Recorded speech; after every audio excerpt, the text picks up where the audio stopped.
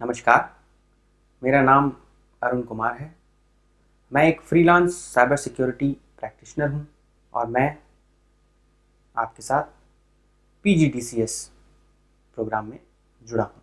पीजीडीसीएस course 1 में fundamentals of information security के अंतर्गत आज हम ई कॉमर्स के बारे में पढ़ेंगे।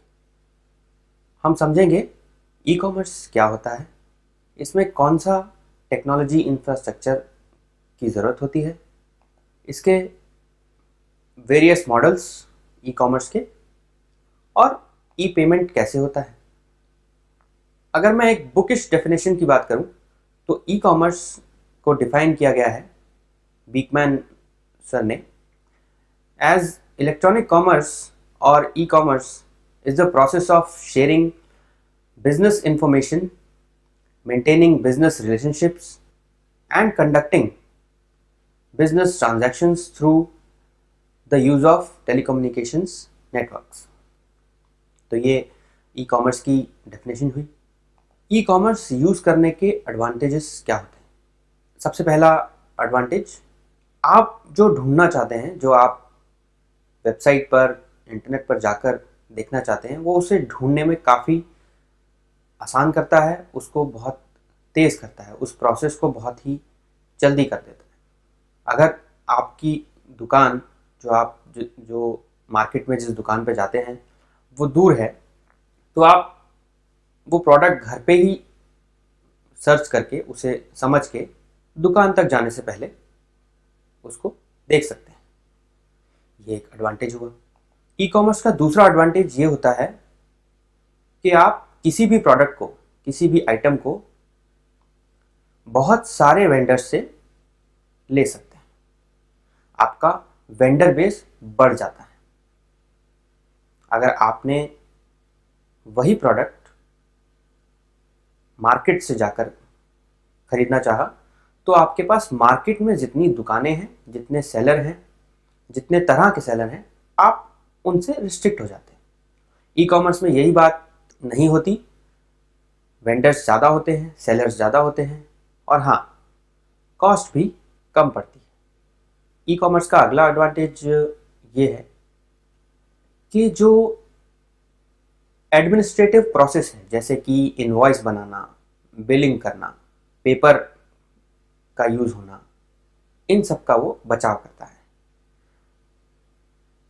क्योंकि ई कॉमर्स में ई इनवॉइस होता है, ई बिलिंग होती है, तो ये पेपर के कंजप्शन को भी काफ़ी हद तक कम कर देता है।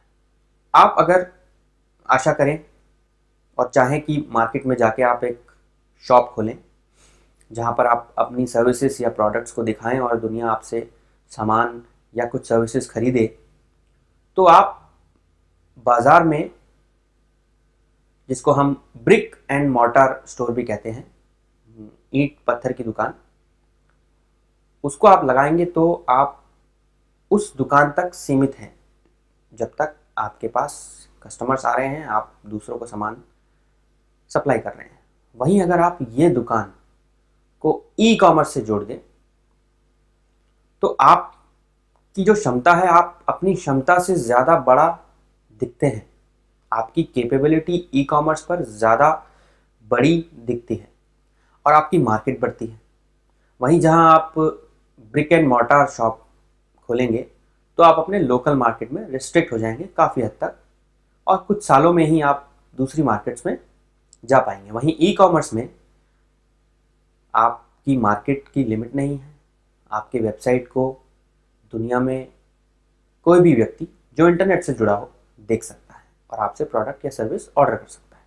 इसका अगला एडवांटेज ये है कि आप कस्टमर के सवालों और उनकी परेशानियों को जल्दी एड्रेस कर पाते हैं, उनकी बातों को समझ पाते हैं और जल्दी रिप्लाई कर पाते हैं। और ये रिप्लाई करने का तरीका बाकी तरीकों से सस्ता होता है।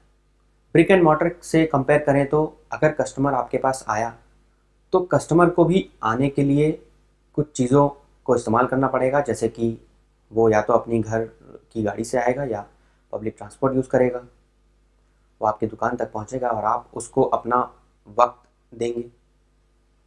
तो इन सब को अगर हम कंपेयर करें ई कॉमर्स से, तो ई कॉमर्स में कस्टमर क्वेरी हैंडलिंग चीप पड़ता है, और इससे जब आप किसी कस्टमर की परेशानी को जल्दी समझते हैं, उसका निवारण करते हैं, तो आपकी मार्केट में आपकी वैल्यू बढ़ती है और कस्टमर रिटेनिंग पॉसिबिलिटी बढ़ जाती है।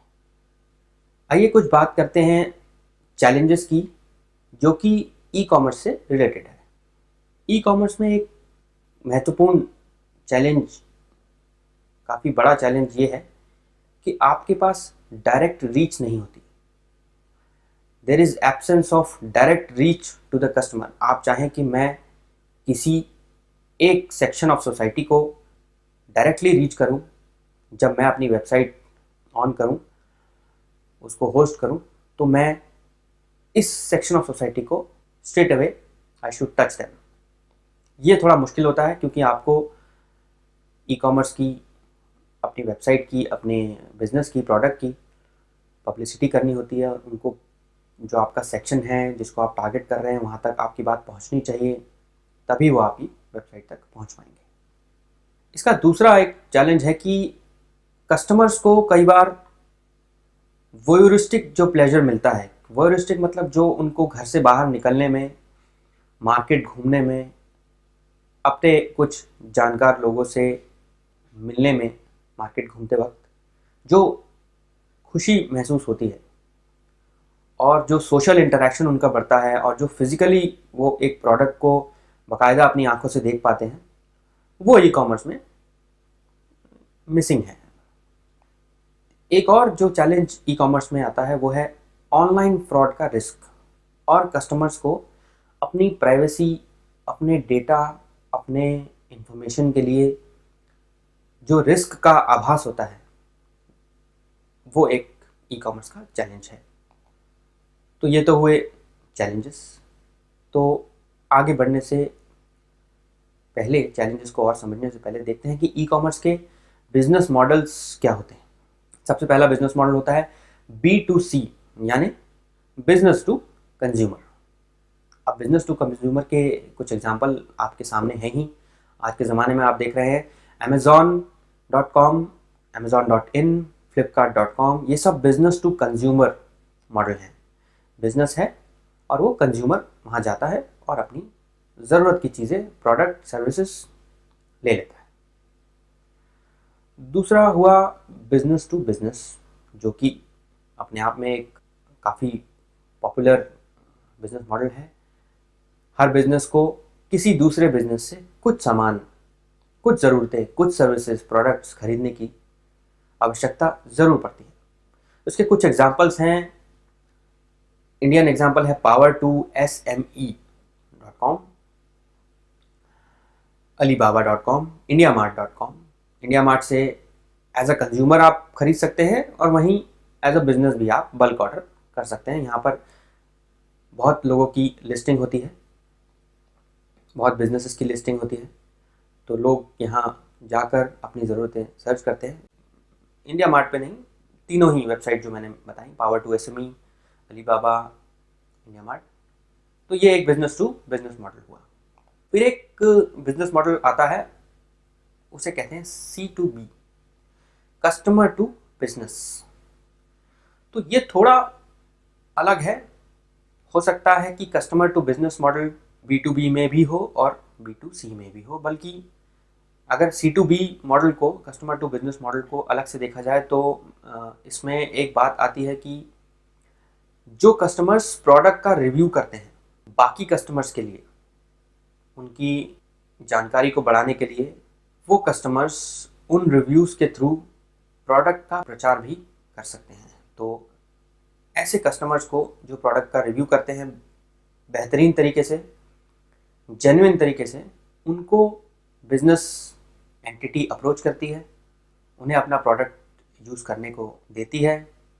ऐसे कस्टमर्स प्रोडक्ट को रिव्यू करते हैं, उनको यूज़ करते हैं, और अच्छा बुरा जैसा है जेन्युइन, वो उसका रिव्यू बाकी कस्टमर्स और बाकी लोगों के साथ ऑनलाइन शेयर करते हैं। तो ये एक एक बिजनेस मॉडल C2B हुआ। अभी इसमें एक और बात है कि एक एफिलिएटेड रेवेन्यू, जब आप सोचिए कि आपका एक वेबसाइट है जहाँ पे आप ब्लॉग लिख रहे हैं, बहुत सारी बातें कर रहे हैं, आप जीवन के बारे में लिखते हैं या आप अपने पोएम्स लिखते हैं या आप अपने थॉट्स लिखते हैं, और वहाँ पर काफ़ी कस्टमर्स कह लीजिए, व्यूअर्स कह लीजिए, विजिटर्स कह लीजिए, आते हैं और आपकी वेबसाइट का ट्रैफिक काफ़ी ज़्यादा है, तो वहाँ बिजनेसेस आपको अप्रोच करते हैं और कहते हैं कि हमारे प्रोडक्ट का एडवर्टाइजमेंट आप अपने वेबसाइट पे लगा लीजिए और हम आपको इसके बदले इतना पैसा देंगे। तो ये, जैसा कि आप जानते होंगे, गूगल एडवर्ड्स इसका एक उदाहरण है, फेसबुक एड्स इसका एक उदाहरण है। तीसरा इसमें एक इम्पॉर्टेंट मैं पार्ट मानता हूँ, आजकल जो फ्रीलांस वेबसाइट्स चलती हैं, आप एज अ इंडिविजुअल वहाँ पर रजिस्टर कीजिए। आप एक वेबसाइट डेवलपर हैं, आप एक डिज़ाइनर हैं, आप वीडियो एडिटर हैं, तो आप ऐसी कुछ वेबसाइट्स पर जाकर अपने आप को रजिस्टर करके, हो सकता है कि वहाँ से कोई बिजनेस एंटिटी आपसे आपकी सर्विसेज को हायर करे, तो वो एक C2 बिजनेस बी मॉडल हो गया। चौथा इसमें एक मॉडल होता है C2C, जिसका बेहद ही खूबसूरत एग्जांपल आप देखें तो आजकल OLX और क्विकर या eBay.com, ये C2C मॉडल हुए, जहाँ पर कस्टमर अपना प्रोडक्ट लिस्टिंग करता है और उससे कस्टमर ही खरीद लेता है। तो ये मॉडल हुए ई कॉमर्स के। इन मॉडल्स के बाद हम देखते हैं कि क्या इंफ्रास्ट्रक्चर की ज़रूरत पड़ती है जब आप ई कॉमर्स रोल आउट करना चाहते हैं। तो सबसे पहले आपके पास ई कॉमर्स एप्लीकेशन होनी चाहिए। एप्लीकेशंस यानी एप्लीकेशन सॉफ्टवेयर। तो बाज़ार में कुछ सॉफ्टवेयर्स हैं जो ई कॉमर्स ट्रेड को फैसिलिटेट करते हैं और उनको सरल बनाते हैं। दूसरा होता है business service infrastructure. Business service infrastructure का होना बहुत ज़रूरी है, क्योंकि ई कॉमर्स भी एक बिजनेस मॉडल है, उसमें अलग अलग बिजनेस मॉडल हैं। तीसरा इलेक्ट्रॉनिक पब्लिशिंग इंफ्रास्ट्रक्चर। आपके पास ऐसे मैकेनिज्म होने चाहिए जिसमें आप उसको इलेक्ट्रॉनिकली पब्लिश कर पाएँ। आप कल को एक वेबसाइट, एक ब्लॉग, एक बिजनेस वेबसाइट लॉन्च करें तो उसको पब्लिश करने का प्लेटफॉर्म होना चाहिए। चौथा बहुत ही महत्वपूर्ण इम्पॉर्टेंट जो इंफ्रास्ट्रक्चर रिक्वायरमेंट है वो है मैसेज डिस्ट्रीब्यूशन इंफ्रास्ट्रक्चर। जैसे कि आज की डेट में आप देखिए, आपको हर ऑनलाइन ट्रांजैक्शन में बताया जाता है कि सेकंड फैक्टर ऑथेंटिकेशन यानी कि OTP, अगर मैं सीधा इसको सरल शब्दों में बताऊं कि OTP इनेबल कर लीजिए। आपके पास SMS आता है और आप उस OTP को एंटर करते हैं तो आपको ई कॉमर्स में आगे बढ़ने का चांस मिलता है। तो ये मैसेज डिस्ट्रीब्यूशन इंफ्रास्ट्रक्चर पहले से होना बहुत इंपॉर्टेंट है, बिकॉज ये एक सेकंड फैक्टर है। इसमें जो SMS आता है, इट इज़ अपार्ट फ्रॉम ये जो नॉर्मल आपका डेटा पैकेट है उस चैनल पे नहीं आता, ये सर्किट लेवल पे आता है, तो ट्रैक करना, हैक करना मुश्किल होता है। तो मैसेज डिस्ट्रीब्यूशन इंफ्रास्ट्रक्चर एक इम्पॉर्टेंट पार्ट है। अगला एक इम्पॉर्टेंट पार्ट ये है कि नेशनल इंफॉर्मेशन इंफ्रास्ट्रक्चर होना चाहिए, कि आपके नेशन के पास इंफॉर्मेशन डिस्पर्सल इंफ्रास्ट्रक्चर होना चाहिए। जैसा कि हमने पिछले लेक्चर्स में देखा है, भारत ने national e governance plan launch किया हुआ है। हम आजकल डिजिटल इंडिया प्रोग्राम के पार्ट हैं। तो national information infrastructure is another important part of infra. अब हम पेमेंट सिस्टम्स की बात करेंगे। इलेक्ट्रॉनिक फंड्स ट्रांसफ़र आप सभी ने यूज़ किया होगा, NEFT, national electronic funds transfer, and real time gross transfer system, IMPS, immediate payment system, और जिसके ऊपर आजकल आधारित है UPI, unified payment interface, Bhim app launch हुआ है। दूसरा है डिजिटल कैश। डिजिटल कैश यानी जैसे कि मेट्रो कार्ड, फूड कोर्ट में आप जाते हैं वहाँ पे कार्ड बनते हैं, या प्रीपेड कार्ड्स जो होते हैं वो डिजिटल कैश होते हैं। ई कैश, पेटीएम एक तरह का ई कैश हुआ। फ्री चार्ज या MobiKwik. Credit card, credit card एक और पेमेंट सिस्टम है। मास्टर कार्ड, वीज़ा, भारत का रुपे क्रेडिट कार्ड का एक फॉर्म है। ई वॉलेट, ई वॉलेट का सबसे फेमस एग्जांपल है गूगल वॉलेट। ये आपके सभी तरह के जो कैश रिलेटेड या credit related documents, cards, e cash, digital cash को एक जगह रखता है। Collects all your debit, credit cards and offers also in one place is Google wallet. एक एग्जांपल, पेपाल का अपना वॉलेट है। तो ये दो ऐसे एग्जांपल हैं। तो इस लेक्चर में हमने समझा कि इलेक्ट्रॉनिक कॉमर्स ब्रॉड सेंस में कंप्यूटर नेटवर्क्स को यूज़ करना है और ऑर्गेनाइजेशनल परफॉर्मेंस को इम्प्रूव करने के बारे में है। ई कॉमर्स जो है आपके लिए कॉस्ट को रिड्यूस करता है, और उन लोगों के लिए जो अपना बिजनेस स्टार्ट करना चाहते हैं लेकिन पैसे के अभाव में सोच नहीं पाते, तो उनके लिए ये कॉस्ट रिड्यूसिंग फैक्टर है ई कॉमर्स। आप किसी वेबसाइट पर जाकर अपना प्रोडक्ट और सर्विस को लिस्ट कर सकते हैं, उसे लॉन्च कर सकते हैं। अ मॉडेस्ट इन्वेस्टमेंट, एक बहुत ही कम इन्वेस्टमेंट के साथ आप एक पर्सनल कंप्यूटर खरीदिए, इंटरनेट कनेक्शन कीजिए और फिर आप अपना बिजनेस ऑनलाइन चालू कर सकते हैं। ये हमने समझा कि ये कितना आसान है ई कॉमर्स पर जाना। E commerce is built on top of a number of different technologies. बहुत तरह तरह की टेक्नोलॉजीज़ के ऊपर ई कॉमर्स बना है, जिसकी वजह से, जिनकी टेक्नोलॉजीज़ की वजह से ये एक लेयर्ड है, लेयर्ड इंफ्रास्ट्रक्चर है, इंटीग्रेटेड है। यहाँ SMS भी इंटीग्रेटेड है, आपके वेब पेजेस भी इंटीग्रेटेड है, पेमेंट सिस्टम भी साथ में है, इलेक्ट्रॉनिक कॉमर्स एप्लीकेशंस जो बाज़ार में है वो भी है। जब कॉमर्स जो है, बिजनेस माने तो बिजनेस जब इलेक्ट्रॉनिक जाता है, when it goes to electronics, the means of paying for goods and services must also go electronic. तो आप अपना प्रोडक्ट और सर्विस तो ऑनलाइन लिस्ट कर सकते हैं, बट उसको खरीदने के लिए आपको पेमेंट सिस्टम्स को भी इलेक्ट्रॉनिक करना पड़ेगा।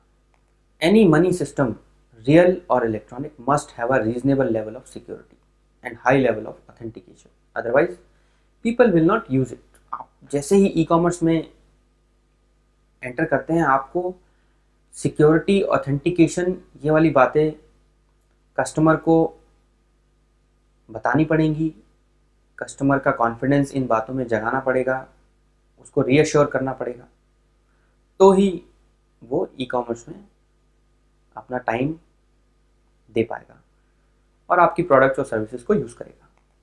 आपको as a consumer and as a organization ये अश्योर करना पड़ेगा कि आप जो ऑनलाइन ऑर्डर प्लेस कर रहे हैं और एज अ बिजनेस जो आप ऑनलाइन ऑर्डर रिसीव कर रहे हैं वो प्रोटेक्टेड है।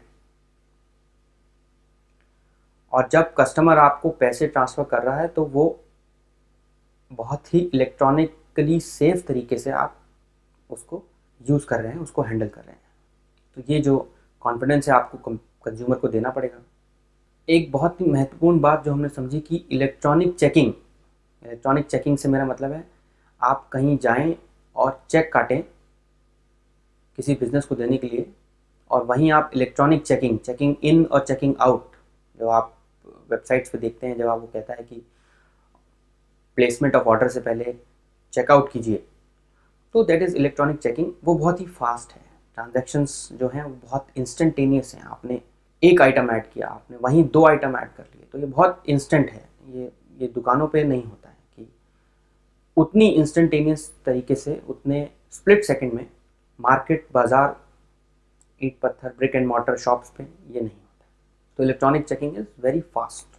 डिजिटल कैश जो है उसको हम समझें तो नोट्स और कॉइन्स का वो एक पैरेलल इलेक्ट्रॉनिक फॉर्म है। तो digital cash is equal to notes and coins of physical importance, physical value. इसी के साथ आज का लेक्चर खत्म होता है। थैंक यू, धन्यवाद। अगले लेक्चर में हम साइबर क्राइम के बारे में जानेंगे।